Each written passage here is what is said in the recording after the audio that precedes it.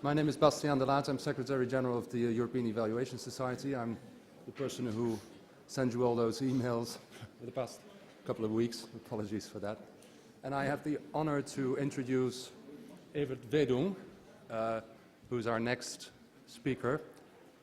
Evert is Emeritus Professor in Political Science at Uppsala University in Sweden, has been active in evaluation since the 1970s, so that's a very long period. And before giving him the floor, I just want to make a little bit of publicity for two of his books.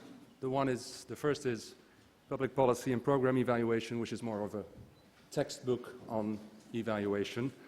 And a second book he collaborated to is Carrots, Sticks and Sermons, not salmons, but sermons, about evaluation of policy instruments, and both were done within the Ray Rist group, of which he has been a member in the past.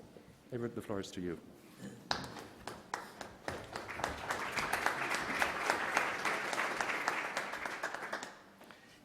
Thank you very much for that presentation.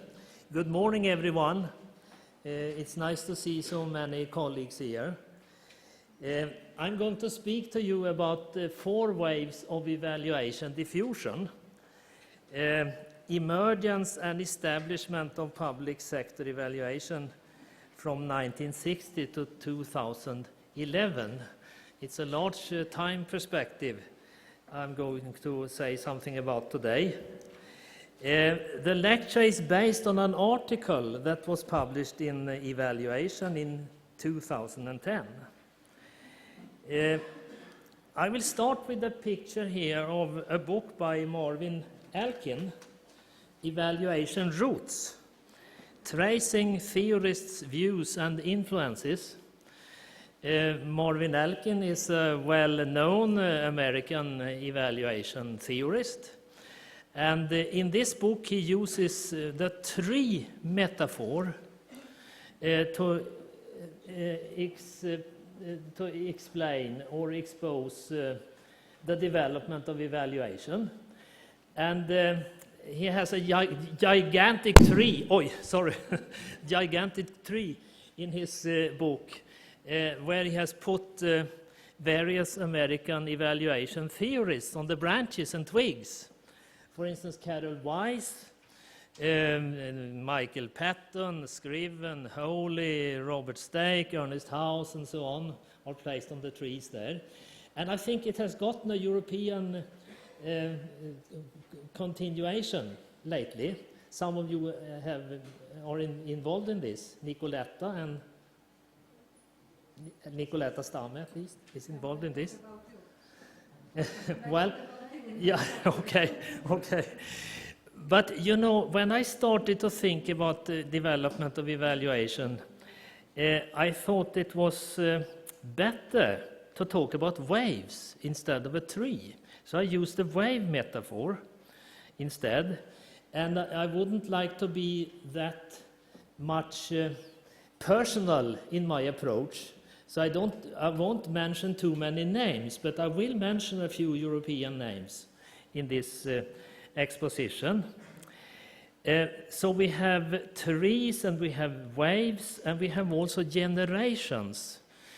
People who have tried to trace the history of evaluation has also used the metaphor generation. Most famously, Ivana Lincoln and Egon Guba, 4th generation evaluation. But I haven't selected the generation metaphor either. By the way, their book is the 3 first generations are not really very developed.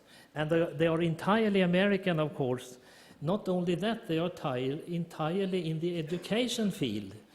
They don't talk about Washington, they don't talk about the member states of the United States and so on. They just talk about various professors of pedagogy in the United States.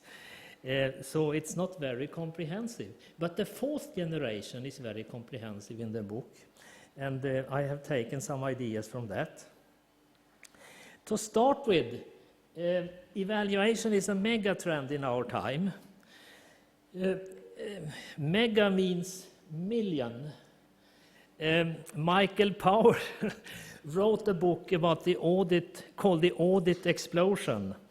And several authors have talked about evaluation explosion. Evaluation is everywhere. What is the meaning of evaluation when people talk about it here? To make it very simple, look backwards at the results and the roads toward the results in order to better steer the course forward. I think that's the take that I will take on evaluation history also. I will try to tell you about evaluation history in order to take a better road forwards. But I won't draw any conclusions here in my speech, maybe later on in the panel discussion. But I urge you to try to think about that. What can we learn from this about the future? I would like to advance at least, I have written 3 propositions here. Maybe I can cover only 2. If I get time, maybe I also take the 3rd. But the first proposition, 4 evaluation waves have swept the Western world since the 1960s. I also wanted to include Europe in my exposition because Marvin Elkin doesn't have that, and Ivana Lincoln and Egon Guba doesn't have Europe in it, so I have tried to include Europe and North America. For instance, in the US American expositions, they don't even have any Canadians mentioned in their works. So I would like to take a broader, more Atlantic, so to say, perspective. Secondly, my second proposition here, all 4 waves have left layer upon layer of deposits, that is sediments, that together form the present megatrend of evaluation. And when I listened to Nicoletta Stammer's speech, I heard these sediments all the time. Now I will try to place them in the waves. That will be my mission here today. Thirdly, if I get time for this megatrend in evaluation is part of a gigantic gigatrend in the world's development, that is modernity, disenchantment of the world. What was it that Max Weber said? Entzauberung der Welt. So if I get time, I will try to place evaluation in that perspective also.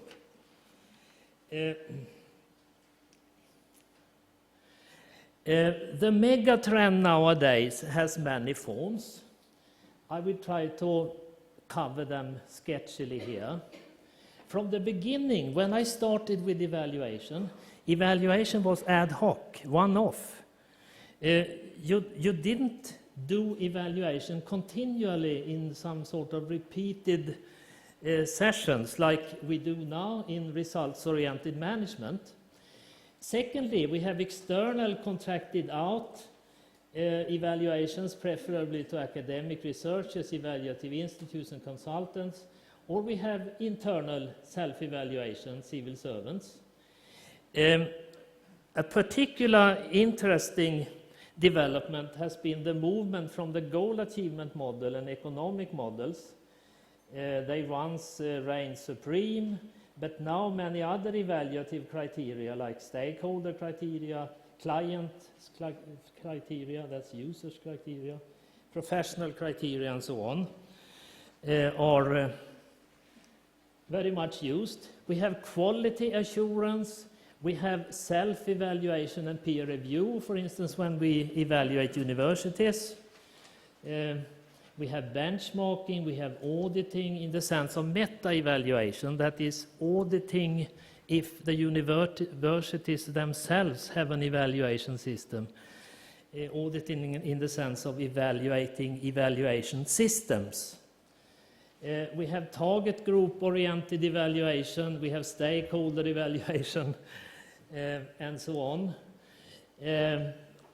From the beginning, when I started in the evaluation area, evaluation was supposed to be academic, scientific.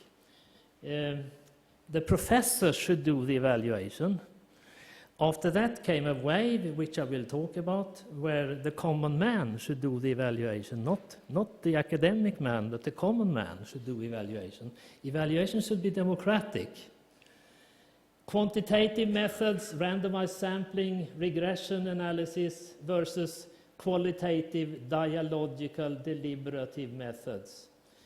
And finally, randomized experimentation versus case studies, or even evaluation incorporated into ordinary operations. So the field is very diversified. And how come that this has turned out to be this diversified? In order to say something more stringent about this, I have to start with the definition of evaluation. And my definition is very simple. First of all, evaluation is about interventions. You see that on the first line there. It's about public sector interventions when I talk about it here. You try to evaluate how various policies, programs, projects, and so on that the public sector is adopting, how they fare as far as results and implementation goes. I include implementation studies in evaluation, not only outcome studies. Furthermore, another important thing is that evaluation is retrospective. Many people misunderstand me on this account. I don't mean that a thing or a study, in order to be called an evaluation, must be about a finished program. It could be about an ongoing program. It could be about ongoing and finished program.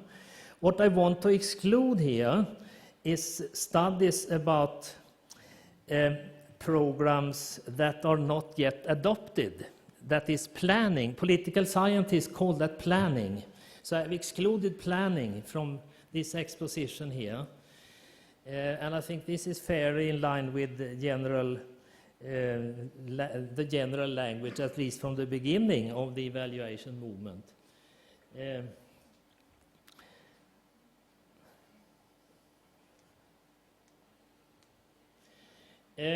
Furthermore, once you start to try to describe or analyze evaluation history, you turn into many problems. One problem is it discourse on evaluation that you are trying to capture? Is it talk, in other ways, that you try to capture? Or is it the organization of the evaluation function in government that you try to capture? We all know that many public agencies nowadays have evaluation units, and we also have separate evaluation units, separate from the kind of agencies, the programs of which they evaluate. So evaluation are organized in many ways. Then we have the problem of level, the level of governance, the global level, the European level, the national regional, the municipal, even the sub-municipal level, so to say. And thirdly, is it evaluations actually carried out that I'm talking about, or what is it actually, what I'm talking about when I say 4 waves of evaluation?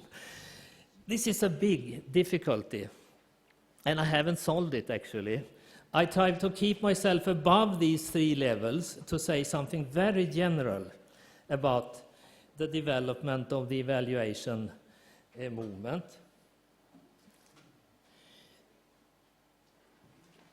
These are my 4 evaluation waves from 1960 to 2011. Wave number 1, science-driven wave. Wave number 2, dialogue-oriented wave. Wave number 3, new public management or neoliberal wave. And wave number 4, the evidence-based wave. And I will try to explicate these waves a little bit more. The science-driven wave started in the 1960s, and it went on till the beginning of the 1970s. Evaluation, as it started in Europe, came as some sort of import from America. When Lyndon Johnson became president in 1963, after John F. Kennedy was murdered in November 1963, Lyndon Johnson became president. And then he wanted to introduce the welfare state in America, in a way. He called it the Great Society, which is kind of an interesting label, because, for instance, in the Scandinavian countries, roughly at the same time, the social democratic governments were trying to introduce what they called the strong society. It's not elaborated whether Lyndon Johnson was inspired from Scandinavian models, but anyway, the language is rather similar. And Lyndon Johnson had another idea, that all the programs that he introduced should be evaluated by the professors with best possible scientific methodology. So he started with his war on poverty, as he also called it. That was another name for this welfare state project. And he started, called upon the professors to do the evaluations, because evaluations should be scientific. Was the idea. And this idea also came over to Europe, to some countries at least. There are differences even between the Scandinavian countries, as far as I understand this. For instance, this wave came to Sweden in the 1960s, in the end of the 1960s. And there were lots of experiments going on with various school systems, for instance. But it also came to other European countries, particularly in the Northwest. The idea was that planning should be central, and it should be more rational, more based on verified facts. It's too much politicking, and it's too much empty talk and so on. Let's give politics a dose of real scientific facts or something like that. That was the idea. It's some sort of scientification of public policy. In a way, interventions should be planned and adopted at the highest level in the political system. It wasn't exactly the Gosplan idea from the Soviet Union, because they were critical of the Soviet Union at this time also. But so it wasn't that strict. But the planning system, for instance, in Sweden and in France, like this, at the highest level, should be infused by best research, best scientific research, underpinned with best science. It was triumph of means ends rationality. I will try to explain what I mean by that. It was Max Weber, basically, the means ends rationality, to mention a European scholar on this account. First of all, intervention goals should be set by the political system, because goals is no business of science. Goals are value impregnated. You can't do research on goals. Secondly, appropriate means to reach the intervention goals could be evaluated empirically, and this evaluation should be contracted out to universities. And this is what I mean by means and rationality, because the rationality was concerning the means to reach the goals, but the goals were outside rationality, so to say. I interpret Max Weber in this way, and I think people also cited him on this account. It should be experiments in small groups on means with randomized controls as projects in the academic field. Number 4, it should be inauguration across the board of the most efficient and effective means to reach the intervention goals. It was these 4 steps. It was the goal achievement model, means to reach goals set by the political system. Evaluation was purchased from external academic scientific providers, and costs play no little role in this wave from the beginning. I have also drawn a figure here on this. To the left we have evaluation research, in the middle we have central decision making, and to the right we have public administration. This model is usually called engineering model for use of evaluation. I have based it on several sources. For instance, the Israeli management scholar Yeheskel Dror, if you remember him, some of you. And he was kind of a Bible for some of us in those times. And also from some Scandinavian scholars here, for instance, Erik Albeck, a clever Danish scholar who wrote his dissertation in 1988 on this particular model of evaluation. So in the central decision-making sphere here, societal problems are identified and goals are set, and the politicians also identify knowledge lacunae about means, and then they commission to conduct research on means through small-scale provisional tryouts to the scientific establishment. And they use two-group experimentation, randomized, randomized, double-blind, and so on. That was the idea. And after that, they got secure kind of means, knowledge, and that was transported back to the political system, where conceptual use was thought to occur. That is, you learn something, but you don't do something, basically, but you learn something new. But after that, they also used it instrumentally in order to launch a full intervention across the country. To tie into Nicoletta Stamme's discussion this morning, we have a problem of external validity here from the small experimental situation out there in the academia to the country as a whole. That's external validity. And after a while, people started to discover that. This is a kind of a big problem with this kind of approach.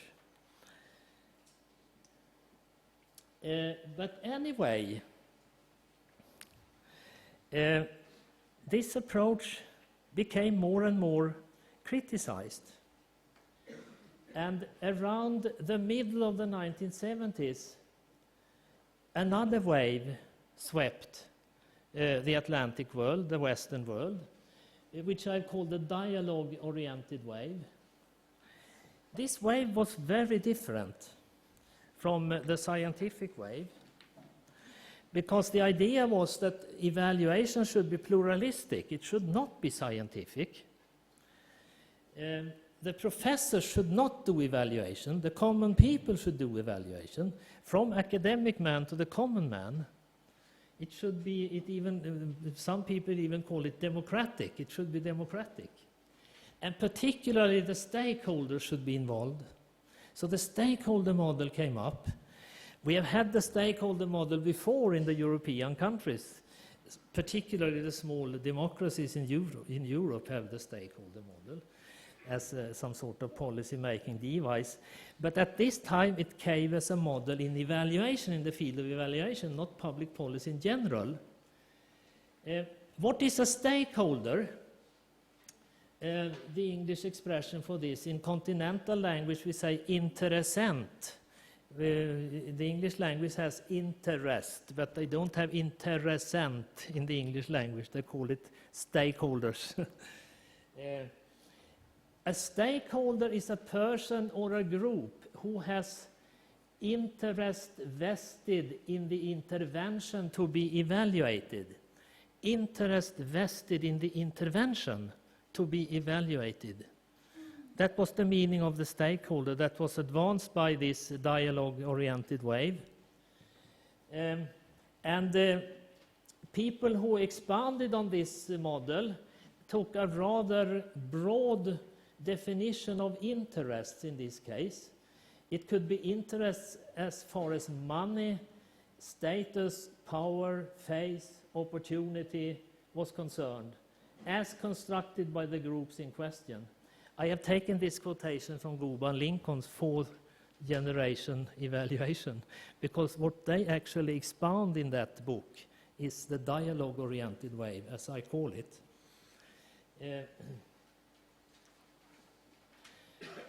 I have illustrated this in the article by presenting here stakeholders in a European public sector hospital, like this. The patients, of course, but very particular to us are the patients' organizations. We have organized interests also in the European sense, maybe more than in North America. Family members, regional parliament, regional health administration, upper management, hospital upper management, doctors and nurses, trade unions, non-medical employees, trade unions, municipal council, municipal social commission, municipal social services, regional and municipal taxpayers, suppliers of medical equipment, trade associations of suppliers of medical equipment, and so on. I think there is a little difference in my list here and what you find in most North American exposition of stakeholders, because I have this organizational idea involved, which is very important in a European sense. I mean, the pressure groups at various levels, they are handling the stakeholder issues, basically. It's not individual, so it's not that much individual as you have maybe in North America. I have drawn a figure also of this, like this. This is kind of a standard figure that you see in many textbooks. We have clients over here. This is in potential stakeholders in the local public intervention, like an intervention for the elderly, for instance, home for the elderly, for instance, in a local community. We have the clients, the elderly themselves. We have representatives of client organizations, associations. We have the relatives. They are different from the clients, of course. The sons and daughters want to have their fathers and mothers in the home, but the father and mother doesn't like that. They want to stay in their old home, for instance. We have operators, that's professionals. We have staff. We have managers of the home. We have politicians. We have voters. I've included voters also here. I'm a political scientist. I like to attach evaluation models to the democratic system because it has to do with democracy. We have taxpayers. I've also included them. I have also included lay people here. That's an interesting category. That is non-professional people. I think the idea is that the professional can be mad, basically.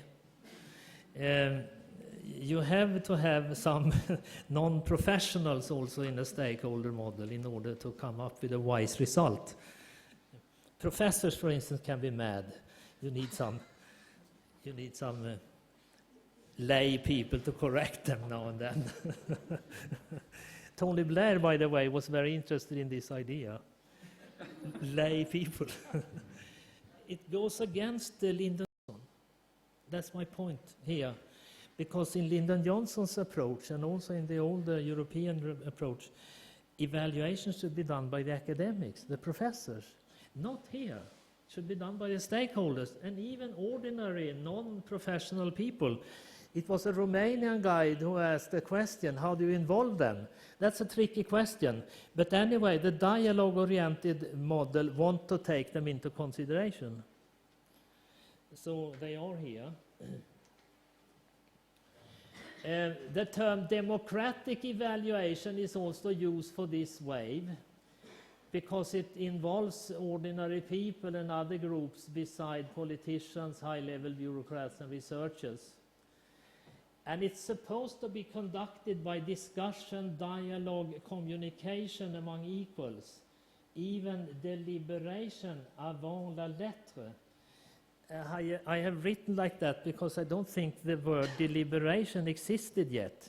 The word deliberation, at least in political science, came into use in the beginning of the 1990s. Deliberative democracy, this was called.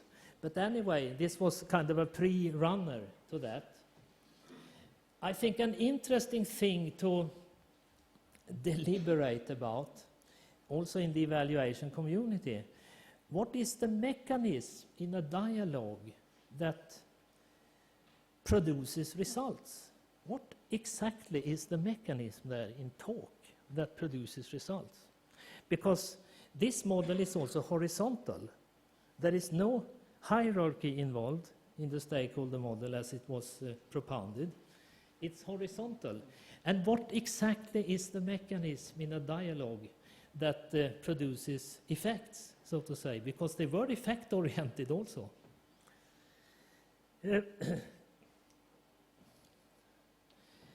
I have taken another communication from Guba and Lincoln 1989. And this is about this mechanism idea, you might say. And the quotation goes like this. I would like to read it. The involvement of stakeholders imply more than simply identifying them and finding out what their claims, concerns, and issues are.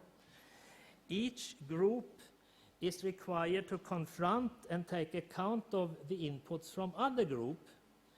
It is not mandated that they accept to opinions and judgments of others, of course, but it is required that they deal with points of difference or conflict, either reconstructing their own constructions sufficiently to accommodate the differences, or devising meaningful arguments why the other's propositions should not be entertained.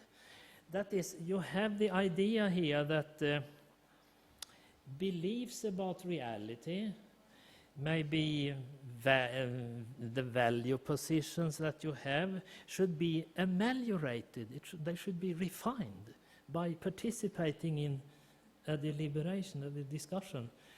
It wasn't just that you have a position and you have a belief system. They should be ameliorated. That's the idea in the stakeholder model. So that may be, but still you have to ask, what is the mechanism? Why is it like this? If it is like this, that's a question for evaluation, actually.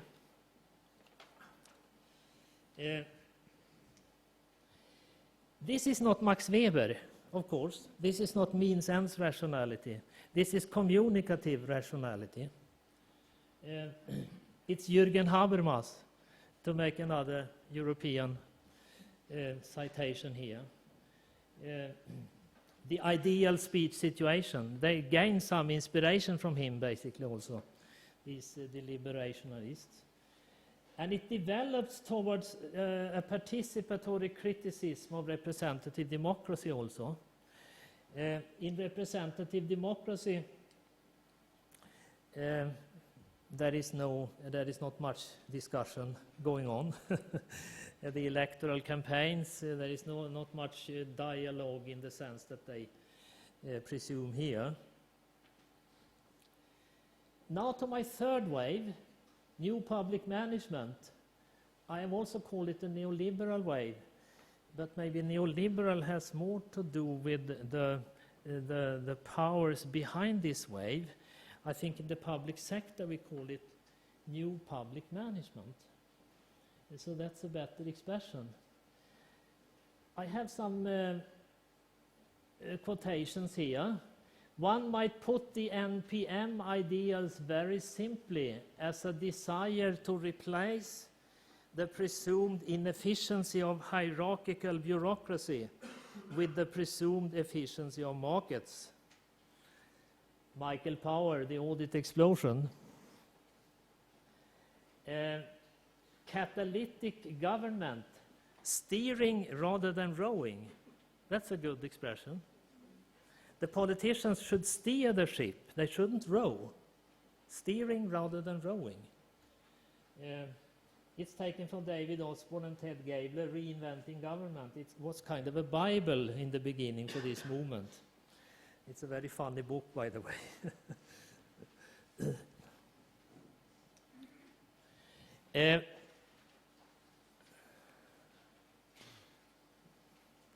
Let me see. Yes. I have tried to make an overview of the ideas in new public management.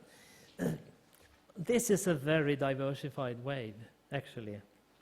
And I think I haven't entirely succeeded. But anyway, I will try to explain a few things in it, and you recognize it, of course. I mean, most people sitting here know very well about this wave. First of all, confidence in leadership. First of all, let leaders leader, let managers manage, and so on. For instance, in universities, when I started at Uppsala University, we have a collegium of teachers who decided everything. Now the chairperson of the department has power. He even hired professors now. Let leaders leader, let managers manage. That's one of the war cries of this movement. Leadership is very important. And leaders, they should be... It wasn't necessary, actually, that they had any knowledge of the substantive issues at hand. They should know leadership. They should go to professional management schools and learn management, basically. That was one idea here. And of course, you realize that this wave is still with us. It's a sediment. That's my argument, that all these waves have deposited sediments, and we have them all in our public sectors across Europe. Also this wave, of course, very much. More use of indirect instead of direct control. That is, leaders should steer the ship, but not row them. They should contract out various functions to other entities. Privatization, outsourcing, focus on quality and quality assurance, management by objectives, management by results, very important. It's kind of the most famous item in this list here. Contracting out, purchaser-provider models, benchmarking, and I think Nicoletta Stammer mentioned most of these entities in her speech. The third thing here is client and consumer orientation. Maybe that's the most interesting thing here that has stayed around for a longer time than maybe the other things. Client choice among providers, client rights. I mean clients of the program, not clients of the evaluation, of course, clients of the program. That is the addressees of the program, the participants in the program. That was very important in this new public management way.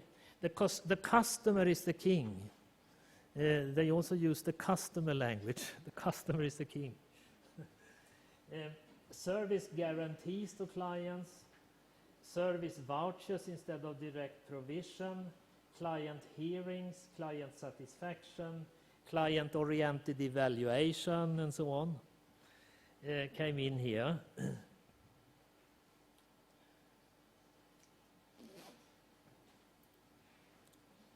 Now to my fourth wave here. The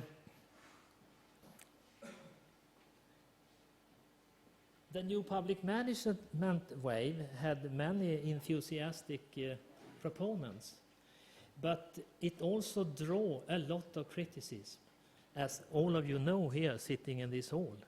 I'm not delving too much into that.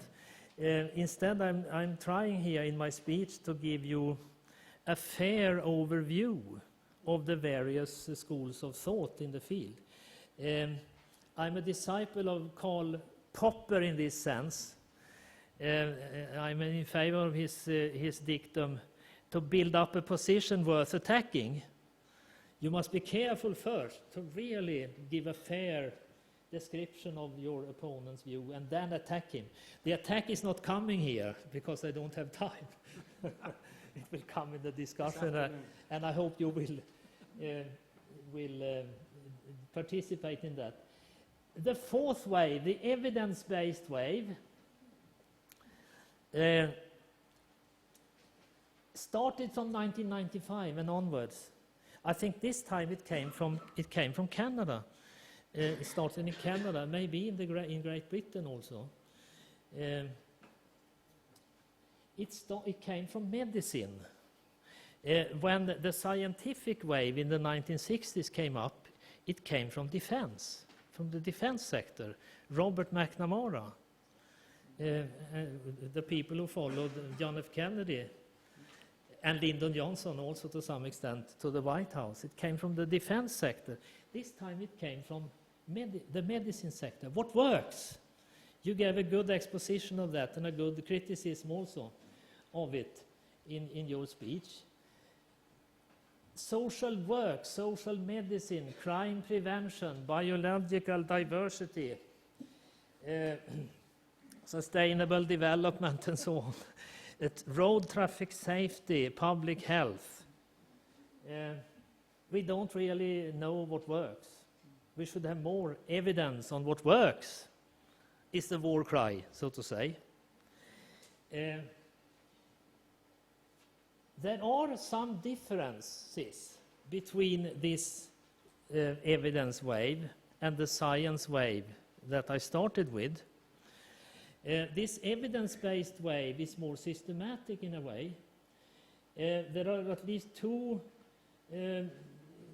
items in the evidence-based wave that differentiated it from the scientific wave.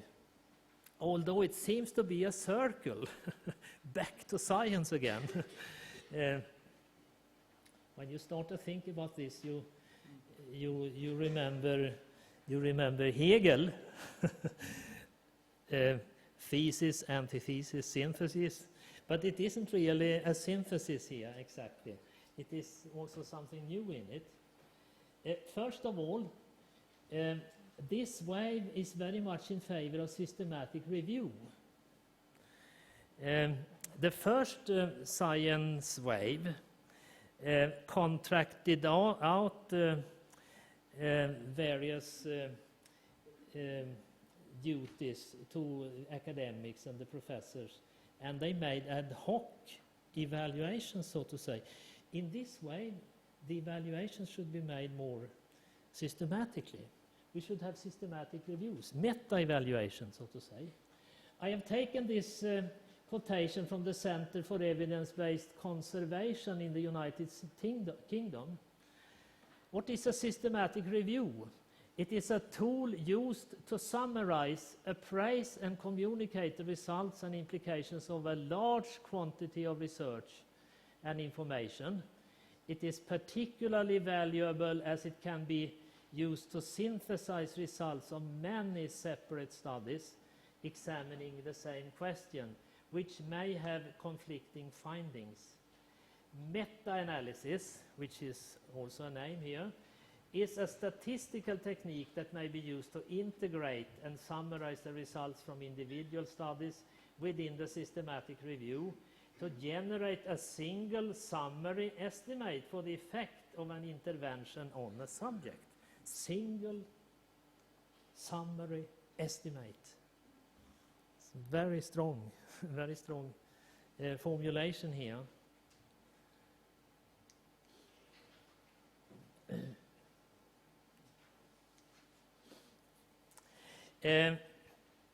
The second idea in evidence-based wave, as Nicoletta mentioned, is the adherence to randomized controlled experimentation again, and there should be double blind and single blind with concealed allocation. That is, the experimenter should not know who belong to the control group and the experimental group, and the people in the control group and the experimental group should not know who is given the pill and who is given the real program, so to say. It should be double blind. And some of the organizations in this field, for instance, Campbell collaboration and Cochrane collaboration, particularly maybe Campbell collaboration, they draw the line for studies to include in systematic reviews in various ways. But some of these organizations, they draw the line under randomized controlled experimentation. They don't summarize any other studies, that is, because randomized controlled experimentation is the Mercedes or the Volvo of public policy evaluation. The Cadillac, as the Americans say.